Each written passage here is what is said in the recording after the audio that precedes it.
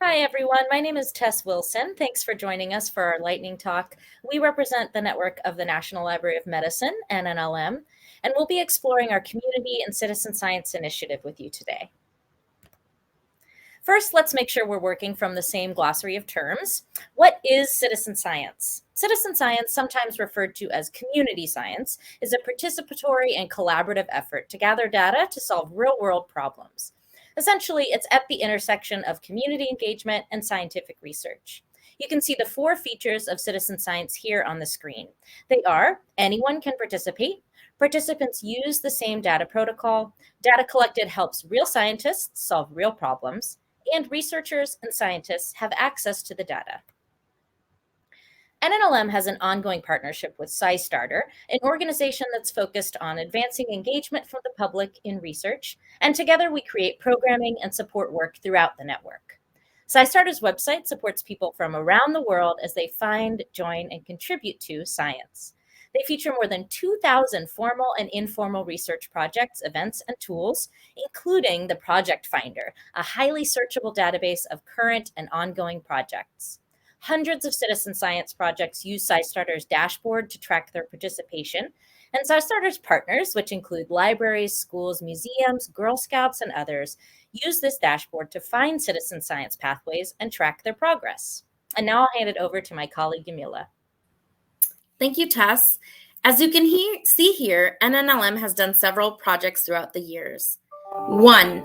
If we could go back in time, it would take us to 2020 when NNLM collaborated with Scistarter to put a highly successful Citizen Science and Libraries webinar series.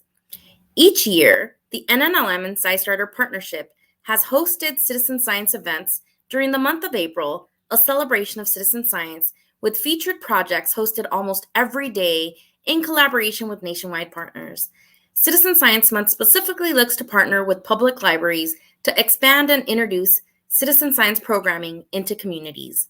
Number 3, in 2022, NNLM Region 4 partnered with Scistarter to develop a Spanish bilingual multicultural kit about pollinators, working with teachers and the public library to develop a product that could be used in classroom settings.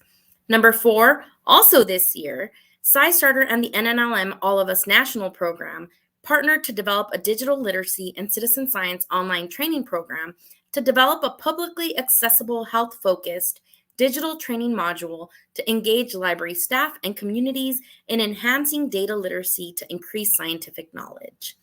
Number 5, this year, the NNLM All of Us National Program gave out 6 mini awards with a focus on citizen science and health literacy.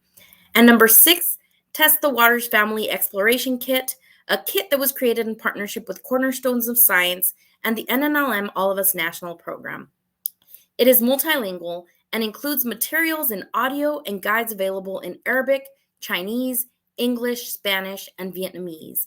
The kit highlights relationships between human health and the environment.